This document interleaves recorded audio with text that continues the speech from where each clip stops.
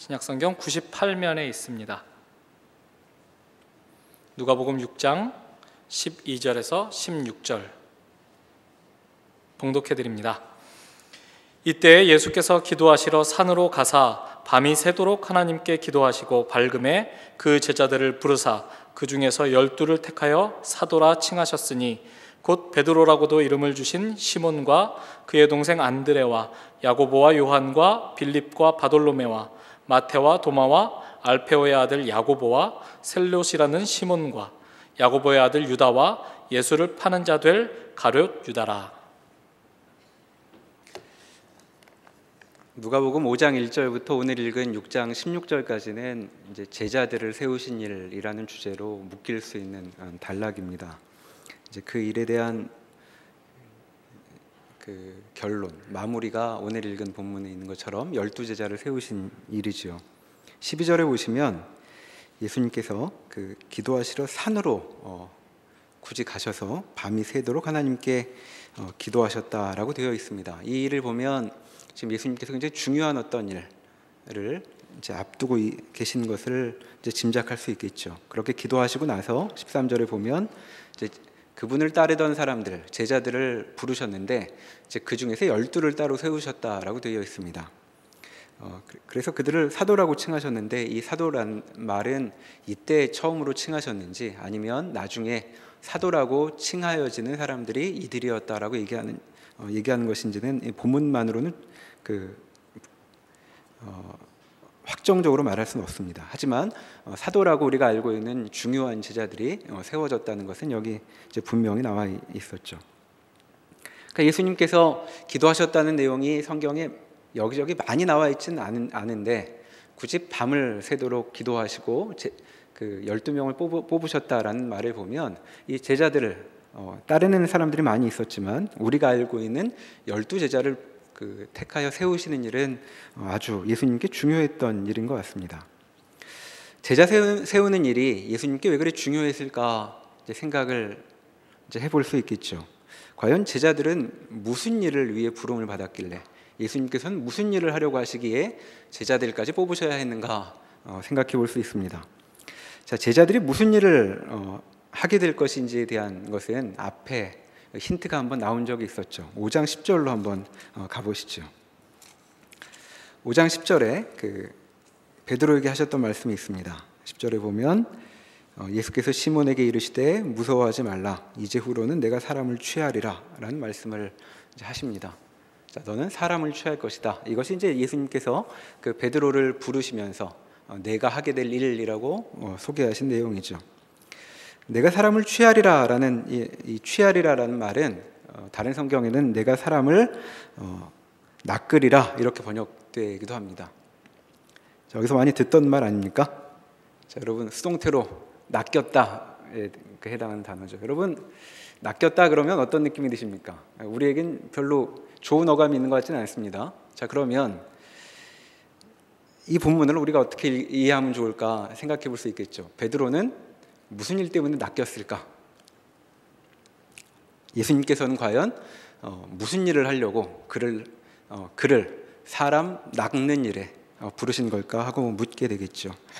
과연 그 베드로가 이제 감당하게 될 사람을 낚는 일이 과연 어떤 것인지를 알려면 예수님께서 지금까지 사람들 속에 무슨 일을 하고 계신지를 알면 짐작을 해볼 수 있을 것 같습니다. 예수님 하시는 일과 관련된 일관된 일을 또 제자들에게 시키셨을 것이라고 생각할 수 있기 때문이죠. 자, 예수님께서 무슨 일을 행하셨는가 하는 것이 그 5장 6장에 계속 이어지고 있었는데 지난주에 살펴본 6장 본문으로 한번 다시 가보시겠습니까? 6장 그 6절에서 11절 사이에 보면 이제 손 마른 사람에 대한 이야기가 나왔었죠. 자, 회당에서 안식일에 예수님께서 오른손 마른 사람을 이제 가운데 서게 하십니다. 자, 사람들이 예수님께서 하신 일을 잘 이해하지 못하니까 그 일에 이제 직면시키고 있는 중입니다. 그러고 사람들에게 물으셨죠. 9절부터 읽어보면 예수께서 그들에게 이르시되 내가 너희에게 묻노니 안식일에 선을 행하는 것과 악을 행하는 것, 생명을 구하는 것과 죽이는 것 어느 것이 옳으냐 이렇게 물으셨습니다. 자, 말씀의 형태는 의문문이지만 예수님께서 뭘 하시는지 이제 직접적으로 설명하시는 구절이죠. 나는 선을 행하려고 한다, 이렇게 얘기하시고 있는 것입니다. 자, 선을 행하는 것은 달리 표현하면 생명을 구하는 것이라고 표현되고 있죠. 자, 안식일에는 이런 일을 하는 거다라고 말씀하시고 있고, 그것이 5절에 그 인자는 안식일의 주인이니라 라는 말씀과 연결되어서 안식일의 주인이 안식일에 뭐 하는지를 보여주고 있는 것이다, 이렇게 말씀하시고 있는 것입니다. 자, 안식일은 원래 그런 거다, 지난주에 설명 들으신 대로 그렇게 설명하시고 있는 것이죠. 안식일이란 하나님께서 세상에 안식을 주시려고 창조하셨는데 안식일에 벌어지는 일이란 선이 행해지는 것이라고 말씀하고 있습니다. 자, 여기 선이라는 말은 좋은 일이라는 겁니다. 자, 안식일에는 좋은 일이 생겨야 하는 법이다. 그리고 너희에게 훨씬 가깝게 얘기하자면 생명을 구하는 일, 그런 일이 벌어져야 한다라고 얘기하고 계신 것이죠. 예수님께서 그 일하러 오셨다고 지금 여기 말씀하시는 것입니다. 나는 너희에게 좋은 일을 하러 와 있는 것이다. 그리고 그것은 생명을 구하는 일이 될 것이다 라고 얘기하시죠. 자, 생명을 구한다는 것은 죽어가는 사람을 살려준다는 정도의 의미보다 더 풍성한 의미가 담겨 있는 것이라고 생각해 볼 수 있습니다. 생명이 약동한다는 얘기죠. 손 마른 사람에게 예수님께서 그를 회복시켜 주시지 않았습니까? 손이 원래 창조되었듯이 제 기능을 다 발휘하고 손으로 할 수 있는 그동안 못했던 것을 다 덮을 만한 일이 이 회복이라는 말 속에 담겨 있는 것이겠죠. 그러니 예수님께서 하시는 일은 무엇인가? 생명을 회복시켜 원래 하나님께서 의도하셨던 것처럼 그렇게 살게 하려고 하는 것, 즉 그것이라고 설명해 주고 계신 것입니다. 바로 이처럼 생명이 뛰놀고 약동하는 것을 경험한 일이 5장 1절 우리가 살펴본 베드로의 사건 속에 이제 담겨 있었죠. 5장 1절 한번 다시 가보시죠. 5장 4절에 보면 예수님께서 그 베드로 배 타고 이제 여러 가르침을 하시다가 문득 시몬에게 이렇게 말씀하십니다. 깊은 데로 가서 그물을 내려 고기를 잡으라. 자, 깊은 데로 가서 그물을 내려 고기를 잡으라. 자, 여기 이 말씀의 핵심은 뭘까요? 깊은 곳일까요? 그물을 내리는 것일까요? 아니면 고기를 잡는 것일까요? 예, 다 중요한 말일 텐데 아마도 이 말을 압축하여 다시 표현한다면 다시 그물을 내려라 정도의 말이 될 것 같습니다. 왜냐하면 5절에 있듯 그 시몬은 지금 이런 형편이었죠. 우리들이 밤이 새도록 수고를 하였을 때 잡은 것이 없습니다 라고 얘기를 했습니다. 그러니까 지금 베드로는 놀고 있던 것이 아니라 시몬과 그 팀은 밤 내내 고기를 잡으려고 애를 쓰고 있었던 것이죠. 그런데 잡은 것이 없는 형편입니다. 자, 그런 시몬에게 다시 가서 그물을 내리라고 얘기하고 있습니다. 자, 베드로는 아마 이 말씀을 듣고 하기 싫었을 것입니다. 왜냐하면 충분히 충전을 해서 지금 무슨 말이든 들을 만한 기분도 아니었을 것이고 할 만큼 했는데 수확은 없고 몸은 몹시 피곤한 그런 상태였겠죠. 그러니까 5절에 나오는 그 말씀에 의지하여 내가 그물을 내리리이다 라는 말은 아주 피곤하여 이제 집에 가서 쉬고 싶은 시몬이 하는 얘기라고 들어야 하겠죠. 자, 그런데 예수님께서 말씀하신 것처럼 호수 저 깊은 곳에 가서 다시 한번 그물을 던집니다. 자, 그래서 벌어진 일 6절에 이렇게 기록되었죠. 그렇게 하니 고기를 잡은 것이 심이 많아 그물이 찢어지는지라. 이에 다른 배에 있는 동무들에게 손짓하여 와서 도와달라 하니 그들이 와서 두 배의 채움에 잠기게 되었더라. 자, 그렇게 해서 벌어진 일은 그물에 물고기가 걸리기 시작했는데 얼마나 많이 잡혔는지 그물이 찢어지게 되었다라고 얘기하고 있습니다. 그리고 한 배에 있는 사람들만으로는 도저히 끌어올릴 수 없어서 다른 배에 있는 사람까지 불러서 건져 올릴 만한 일이 벌어졌다라고 얘기하고 있죠. 자, 그물이 찢어지도록 고기가 걸려든 것입니다. 자, 예수님은 항상 일을 이런 식으로 하시는 것 같은데 이와 비슷한 장면 우리가 알고 있습니다. 오병이어 사건이 이것과 비슷하죠. 사람들을 예수님이 먹이시려고 할 때 더 이상 못 먹겠다고 할 때까지 나눠주셨습니다.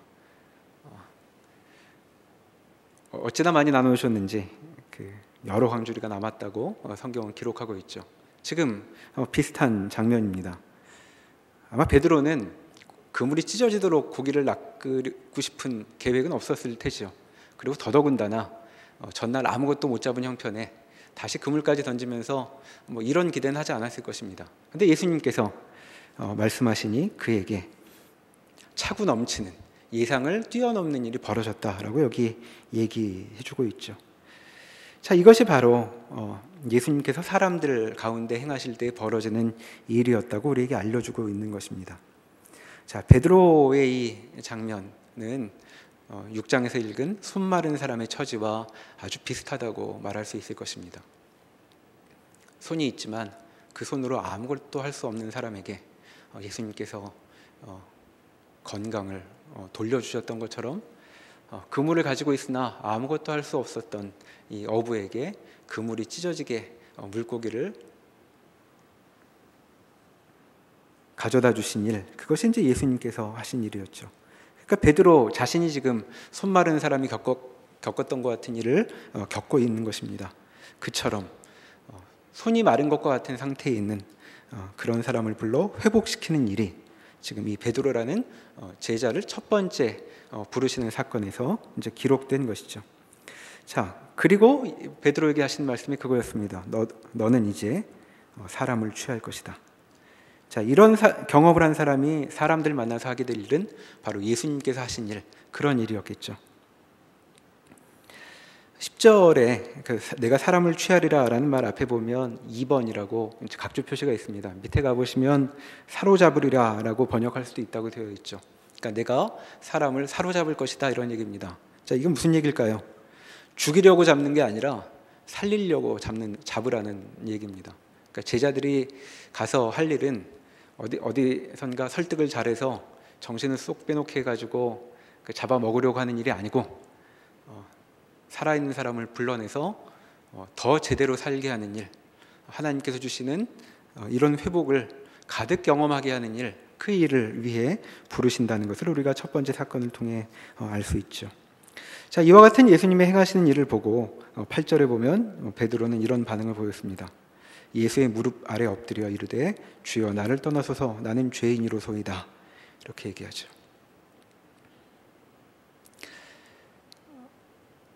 베드로의 이런 반응은 우리가 곰곰이 생각해 봐야 할 주제입니다. 왜 그물이 찢어지도록, 배가 잠기도록 물고기를 보고 나서 그는 이렇게 반응을 보였을까요? 그는 아마 예수님의 이 행하심 앞에 도저히 예수님을 자기와 그 동류의 사람으로 여기지 못했던 것 같습니다. 그래서 무릎 아래 엎드리죠. 엎드려서 나를 떠나소서, 이렇게 얘기합니다.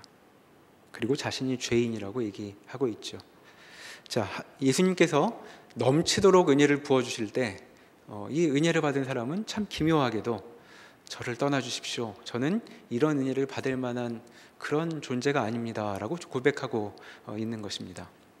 그리고 그가 얼마나 실감을 하여 이 얘기를 했는지 모르겠지만 나는 죄인이로소이다 라는 말은 이후에 중요한 실마리가 되는 단어로 여기 소개되고 있죠.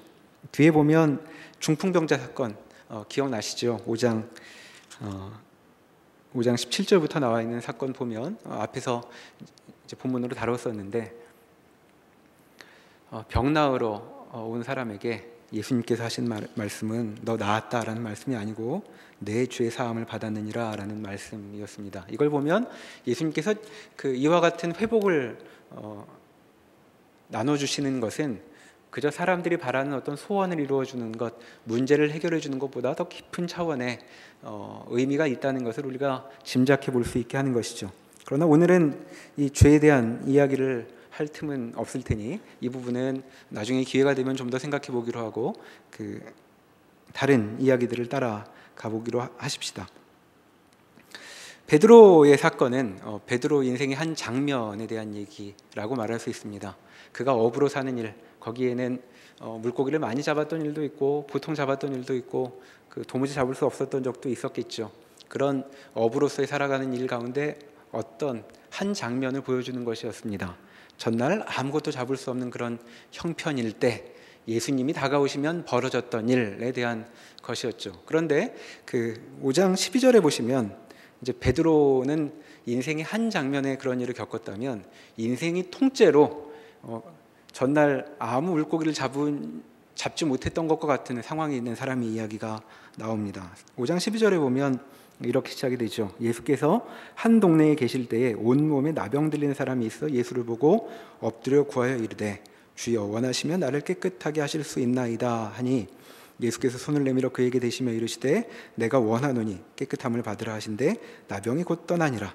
예수께서 그를 경고하시되 아무에게도 이르지 말고 가서 제사장에게 내 몸을 보이고 또 내가 깨끗하게 됨으로 인하여 모세가 명한 대로 예물을 드려 그들에게 입증하라 하셨더니 이제 이렇게 이야기가 나와 있습니다.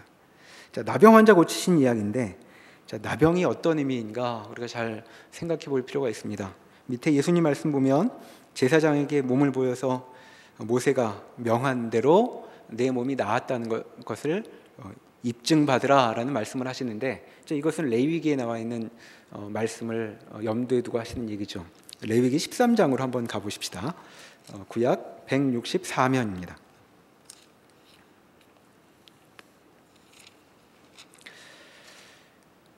그 13장 1절부터 쭉 나병이라고 되어 있는 이제 나병은 우리가 알고 있는 나병과는 좀 다른 것 같습니다. 악성 피부병이라고 이제 되어 있는 그렇게 번역할 수 있는 내용인데 그 얘기가 13장 내내 나와 있고 14장 2절부터 보면 나병 환자가 이 악성 피부병에 걸렸던 사람이 회복하게 되면 혼자 나았다고 할 수 없고 제사장을 만나 낫는 것을 입증받고 그 다음에 하나님께 그 제사를 드리고 하는 이제 절차들이 나왔죠. 이거 지금 이 14장에 나와 있는 말씀을 예수님께서 하신 것인데 13장부터 보면 이제 이렇게 진행이 됩니다. 몇 구절 읽어보죠. 13장 1절 여호와께서 모세와 아론에게 말씀하여 이르시되 만일 사람이 그의 피부에 무엇이 돋거나 뾰루지가 나거나 색점이 생겨서 그의 피부에 나병 같은 것이 생기거든 그를 곧 제사장 아론에게나 그의 아들 중 한 제사장에게로 데리고 갈 것이요 제사장은 그 피부의 병을 진찰할지니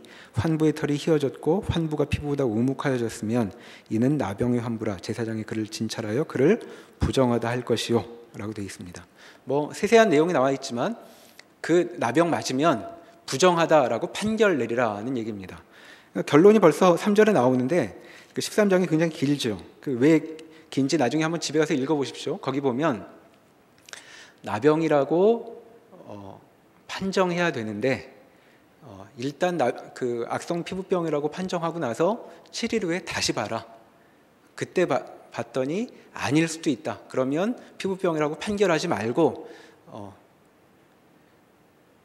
좀 더 기다려볼 수 있겠다는 얘기가 계속 나옵니다. 그러니까 13장은 어떻게 흘러가냐 하면 악성 피부병이 생기면 큰일인데 그 피부병이 아닌데 그 병에 걸린 것처럼 될까 봐 계속 여러 가지 단속을 하는 장면이 나오는 것이죠. 그럼 대체 그 병에 걸리면 어떻게 되길래 그것이 이제 45절 46절에 나옵니다. 거기 한번 보시겠습니까? 13장 45절 46절. 자, 나병으로 확진이 되면 나병 환자는 옷을 찢고 머리를 풀며 윗입술을 가리고 외치기를 부정하다 부정하다 할 것이요 병이 있는 날 동안은 늘 부정할 것이라 그가 부정한즉 혼자 살되 진영 밖에서 살지니라 이렇게 되어 있습니다. 자, 나병 환자라고 확진이 되면 이렇게 하라고 하죠. 자, 옷을 찢어라. 그리고 머리를 풀어라. 자, 윗입술을 가리라는 얘기는 코 아래로는 다 가리라는 얘기입니다. 그러니까 복면을 쓰라는 얘기죠. 얼굴을 보이지 말라는 거죠. 그리고 이렇게 부르짖으라고 합니다. 부정하다, 부정하다. 자, 부정하다, 부정하다는 이런 말입니다. 내 인생 끝났습니다. 이런 얘기입니다. 망했다. 이런 얘기죠. 왜냐하면 45절에 있듯 그 병에 걸린 사람은 이제 혼자 살아야 됩니다. 자, 공동체 밖으로 나가야 하는 것이죠. 절대 같이 있을 수 없습니다. 아무리 사랑하는 사람이 옆에 있어도 그를 자기 옆에 둘 수 없는 존재가 되는 것이죠. 자, 나병이 어떤 의미가 있길래 이제 이렇게까지 취급을 받는지는 그거대로 깊은 사연이 있겠지만 나병이 어떤 의미를 갖고 있는지는 이 레위기의 말씀을 통해 우리가 짐작해 볼 수 있는 것입니다. 그런데 나병 환자가 지금 예수님께 나왔던 것이죠. 그리고 이 사람은 처음부터 엎드려서 예수님께 구합니다. 주여 원하시면 나를 깨끗하게 하실 수 있나이다. 자, 예수님 앞에 아닐 때는 어떻게 그 소리쳤던 사람일까요? 내 인생은 망했습니다. 더 이상 볼 것도 없습니다. 나는 아무에게도 받아들여지지 않고, 그리고 이제 홀로 떨어진 채 인생에 아무 그림도 그릴 수 없이 끝난 인생입니다. 이렇게 말하는 사람이 지금 예수님 앞에 있었던 것이죠. 자, 예수님께서 어떻게 하셨나요? 다시 누가복음 본문으로 와보시면 13절에 이렇게 되어 있습니다. 예수께서 손을 내밀어 그에게 대시며 이르시되 내가 원하노니 깨끗함을 받으라, 이렇게 얘기하시죠. 자, 나병 환자에게 굳이 손을 대실 필요가 없었을 것입니다. 예수님은 말씀만으로 다 하실 수 있었죠. 그런데 환자의 환부를 보시고 마음이 몹시 아프셔서 그대로 둘 수 없다고 여기셨던 것 같습니다. 우리가 참으로 어려운 형편, 딱한 처지에 있는 사람을 보면 말로만 위로하지 않고 안아주는 것처럼 예수님께서 그에게 손을 내미실 수밖에 없었다라고 얘기하고 있는 것이죠. 자, 예수님께서 하시는 말씀은 무엇일까요? 자, 인생 전체에 대해서 아무런 그림을 그릴 수 없고 이제 모든 것이 끝났다고 말하는 사람에게 이렇게 말씀하시는 것입니다. 이제 너는 제사장에게 가서 내 몸이 나았음을 입증받으라. 자, 이건 무슨 의미일까요? 이제 너는 다시 안으로 들어올 수 있게 되었다라고 말씀하시는 것입니다. 더 이상 너는 성 밖에 있는 자가 아니라 성 안에 들어와 하나님의 백성으로 하나님의 다스림 안에 들어올 수 있는 자가 되었다라고 말씀하고 계시는 것이죠. 자, 이와 같은 배경을 이해해 보면 예수님께서 두 번째 제자를 부르신 사건의 의미를 우리가 좀 더 실감해 볼 수 있습니다. 5장 27절로 가보시면 시몬 다음에 두 번째로 제자를 부르신 사람이 나오죠. 5장 27절입니다. 그 후에 예수께서 나가사 레위라 하는 세리가 세관에 앉아 있는 것을 보시고 나를 따르라 하시니 그가 모든 것을 버리고 일어나 따르니라, 이렇게 되어 있습니다. 자, 두 번째 제자 부르신 사건인데, 자, 레위가 어떤 사람인가? 자, 세리라고 되어 있습니다. 자, 세리가 세관에 앉아 있었다고 얘기하죠. 세관에 앉아 있는데 그게 왜 보였을까요? 보통 지금 같으면 세관은 밖에 있어야, 그 밖에 있지 않고 건물 안에 들어가 있을 것 같은데, 그 당시에 세리들은 이제 세금을 걷는 일을 이제 권리를 부여받은 사람들입니다. 당시에 로마 정부에서 권리를 팔죠. 세금 거둘 권리를. 그러면 로마 제국이 정부에서 받아야 될 세금만큼을 이제 재산이 많은 사람이 그 권리를 획득하고 미리 그만큼은 내고, 그리고 자기가 로마 정부에 냈던 걷어야 했던 세금하고, 그리고 이제 앞으로 직접 세금을 사람들한테 걷어야 되니까 거기에 드는 비용에, 그리고 이제 수익을 추가해 가지고 이제 사람들한테 세금을 걷습니다. 이제 그런 사람이 세리장이고, 그 세리장 밑에 이제 실무하려고 이제 일하는 사람들이 이제 세리죠. 그런데 이제 세리들이 받던 세금 중에 하나가 이제 통행세가 있었다고 합니다. 그러니까 그냥 움직이지 못하고, 여러분들 이 시절이었다면 교회 오실 때까지 구 몇 개 지나오셨습니까? 구 하나 지나올 때마다 패스 하나씩 새로 끊으셔가지고 오셔야 되는 거죠. 그러니까 사람들이 세리 보고 기분이 안 좋았겠죠. 움직이기만 하면 돈을 거두라고 나오니까. 그래서 지금 세관에 앉아 있는 건 통행세 받으려고 지금 나와서 앉아 있는 겁니다. 그래서 당시에 세리들은 사람들을 굉장히 싫어해서 이제 회당에서도 내쫓았다고 이제 얘기하죠. 그런 사람이 나와서 앉아 있는 겁니다. 예수님께서 굳이 보통의 경우에 이 세리에게 눈길을 주실 필요가 없는데, 예수님께서 그 사람을 보시고 나를 따르라 하고 지금 말을 걸고 계시는 것이죠. 자, 세리는 앞에 나병 환자와 똑같은 일을 지금 겪고 있다고 말할 수 있겠습니다. 사람들이 안 끼워주죠. 안에 들어갈 수 없는, 사람들 속에 들어갈 수 없는 사람을 불러내셔서 나를 따르라 라고 부르고 계십니다. 자, 나를 따르면 무슨 일이 벌어질지는 아직 다 얘기하시지 않지만 이 말씀이 이 레위라는 사람에게는 굉장한 무게로 다가왔던 것 같습니다. 그가 모든 것을 버리고 일어나 따랐다라고 얘기하죠. 자, 이런 부름이라면 나는 다 버리고 쫓아갈 수 있겠다라고 느꼈던 것 같습니다. 아마도 처음으로 내 이름을 불러준 것처럼 그렇게 그런 경험을 했을지 모르겠습니다. 자, 이제 너는 나를 따라도 된다. 자, 너는 우리 편이 돼도 된다. 내 안에 들어와 있어도 된다. 이제 이렇게 말씀하신 것이죠. 그리고 이 일의 의미를 알았었는지 시몬한테는 임무를 주셨지만 레위한테는 아직 임무도 주지 않으셨는데 레위가 마치 시몬의 이야기, 사람을 취하리라라는 말씀을 들은 것처럼 29절에 보면 이런 행동을 합니다. 레위가 예수를 위하여 자기 집에서 큰 잔치를 하니 세리와 다른 사람이 많이 함께 앉아 있는지라 이렇게 얘기하죠. 자, 사람들을 불러왔습니다. 자, 왜 불러왔을까요? 자, 잔치 벌이려고 불러왔습니다. 자, 이 잔치 어떤 잔치일까요? 이분이 우리도 함께 있어도 된대라고 열려있는 잔치입니다. 자, 어떤 사람들이 와 있게 됐을까요? 자, 세리와 다른 사람들이라고 되어 있는데 30절에 보면 세리와 다른 사람들을 바리새인과 서기관들은 이렇게 부릅니다. 세리와 죄인이라고 부르죠. 그러니까 그 다른 사람은 별로 사람들이 좋아할 만한 다른 사람은 아니었던 것 같습니다. 자, 세리가 함께 있을 수 없는, 도무지 같은 자리에 있을 수 없는 사람으로 취급되었다면 세리와 함께하고 있는 다른 사람들은 모두 다 회당 안에 들어갈 수 없는 종류의 사람들일 것입니다.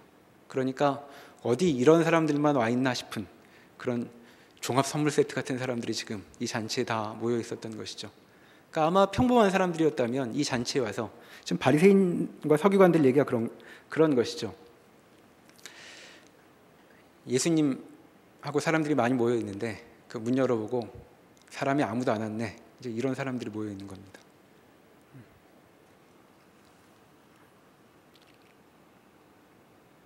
자, 그와 같은 얘기. 왜 너희는 세리와 죄인과 함께 먹고 마시느냐? 이제 이 얘기를 제자들에게 바리새인과 서기관들이 말을 붙이는데 그 말 예수님이 끼어드시죠. 지금 제자들한테 한 얘기인데 예수님께서 확 끼어드셔서 31절에 이렇게 얘기하십니다.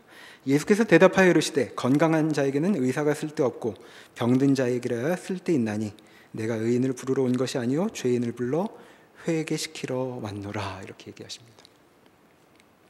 자, 예수님의 사역이 무엇인지 여기 핵심이 나와 있죠. 나는 이런 일 하러 왔다.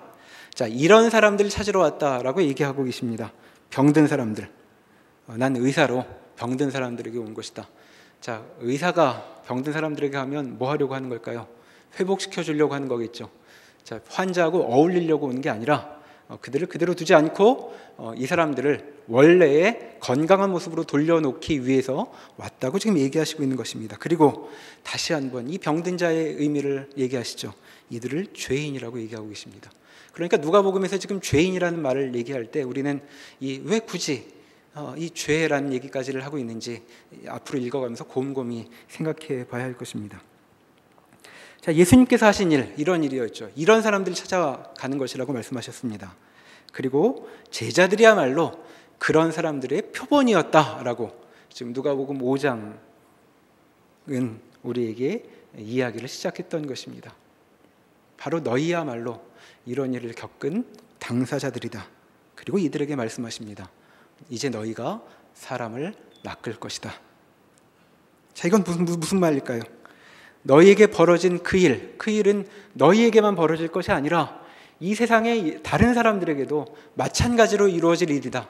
그래서 나는 너희를 보낸다 라고 말씀하고 계시는 것입니다. 그러니 이제 제자들이 이 세상으로 나아가게 될 때 벌어질 일은 이런 것이죠. 자, 무기력한 자에게 생명이 약동할 것입니다. 물고기 한 마리 잡지 못해 한밤을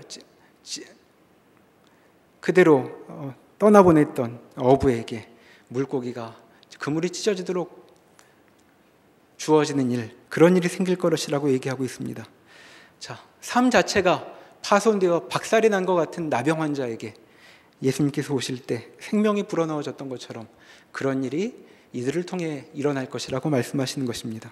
그리고 하나님께서 세우신 나라에서조차 배제되어 함께할 수 없었던 자들에게 손을 내밀어 이제 너희도 안으로 들어가자, 너희도 은혜의 수혜자가 될 수 있다라고 말씀하시는 일이 이 제자들을 통해 허락될 것입니다. 자, 이 제자들이 겪은 일, 그리고 제자들 사이사이에 예수님께서 직접 다가가셨던 사람들의 이 형편들을 우리가 그리 어렵지 않게 짐작해 볼 수 있습니다. 자, 청년기에 가장 날카롭게 경험하는 것, 이제 외로움이라고 얘기하죠. 자, 외로움은 청년기만의 특징은 아닙니다. 청년기에는 훨씬 감수성이 예민해서 이 외로움을 더 쉽게 타는 것 같습니다. 왜 우리는 외로울까요? 무기력해서 외롭죠.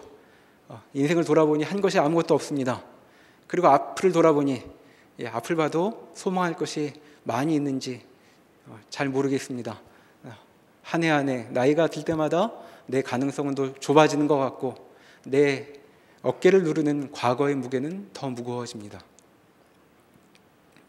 그리고 날이 갈수록 확인하게 되는 것, 우리는 사람들은 다 행복하게 잘 사는 것 같은데 그들 속에 있지 않고 나만 외톨이로 떨어져 나와 있는 것 같은 그런 박탈감, 고립감, 배제된 느낌을 계속해서 받게 되죠.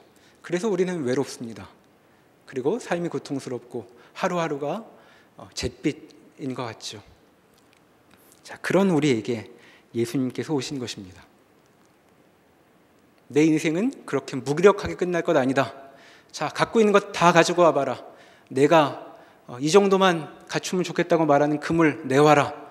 자, 그 그물이 찢어지도록 하나님께서 역사하실 것을 우리에게 말씀하고 계신 것입니다. 내 인생이 통째로 망했다고 느껴지느냐? 와라. 내가 손을 대서 회복시켜 주겠다라고 말씀하고 계십니다. 그리고 세상 누구도 우리와 함께 있지 않겠다고 합니다라고 신음하는 우리에게 너는 우리 속에 들어올 수 있다라고 부르시는 그런 잔치의 주인으로 예수님께서 우리를 초청하고 계십니다. 그러나 우리에게만 그렇게 말씀하고 계신 것은 아니죠. 우리들만, 예수님께서 특별히 사랑하시는 우리들만 그런 복을, 그런 기회를 우리에게만 허락하신 것이 아닙니다. 세상을 향해 그런 초청을 열어놓고 계십니다. 그리고 제자들을 세우셔서, 그리고 우리들을 세우셔서 그런 사람들에게 예수님의 초청을 전하도록 하시죠. 자, 그처럼 제자들로 살아왔던 사람들 덕분에 우리에게도 복음이 전해졌고 지금 우리는 여기 와 있습니다. 그리고 우리도 세상에 가서 그 부름을 전하라고 말씀하고 있습니다. 자, 우리는 그렇게 부름받아 예수님의 제자로 여기 있는 것입니다. 그러니 세상에 거하여 살게 될 때에 자신이 누구인가 잊지 말아야 할 것입니다. 우리는 예수님께 부름받아 사람을 낚으라고 명령을 받은 사람들입니다. 그러니까 그 명령을 중요하게 생각하십시다. 우리가 서 있는 곳에서 무기력한 사람들에게 생명이 주어지고 그리고 파편이 되어 망가진 삶 때문에 신음하는 사람들에게 삶을 다시 회복할 소식이 열리게 될 것입니다. 우리가 가는 곳마다 우리가 그런 부름을 받아 행하고 있는 제자라는 사실을 기억을 하면 우리가 버티는 만큼 세상에 기회가 열릴 것입니다. 두 사람이 그 일을 버티고 있다면 마치 텐트에 폴대가 있는 만큼 텐트 위에 공간이 세워질 수 있듯 이 세상에도 이 생명이 주어질 공간이 열리게 될 것입니다.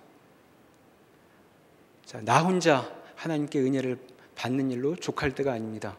하나님은, 예수님은 이 세상 모든 곳에 주의 생명을 불어넣어 주시기를, 그리고 회복시키기를 기뻐하고 계십니다. 그리고 우리에게 이렇게 말씀하고 계십니다. 두려워하지 말아라. 너는 무서워할 때가 아니다. 너는 사람을 낚아야 한다. 이 말씀에 순종하는 우리 모두가 되면 좋겠습니다. 그렇게 될 때에 우리를 통하여 예수님의 복이 세상에도 흘러가게 될 것입니다. 우리가 그렇지 않고 두려워하고 내 삶만 붙들고 망설이고 있다면 세상에 나아갈 복이 멈춰진 채 세상은 여전히 어둠으로 신음하고 말 것입니다. 기도하시겠습니다. 하나님, 낭망하여 소망을 잃어버린 것 같은 저희에게, 그리고 삶이 버거워 이렇게 살아야 하는가 자꾸 되뇌이는 우리에게 예수님께서 다가오셔서 생명을 다시 허락하셨고 우리를 회복시키시고, 그리고 우리가 생각한 것보다 더 영광되고 풍성한 삶을 우리에게 주시겠다고 말씀하고 계십니다. 우리가 그런 복을 받아 이 자리에 나와 하나님께 감사드리고 있습니다.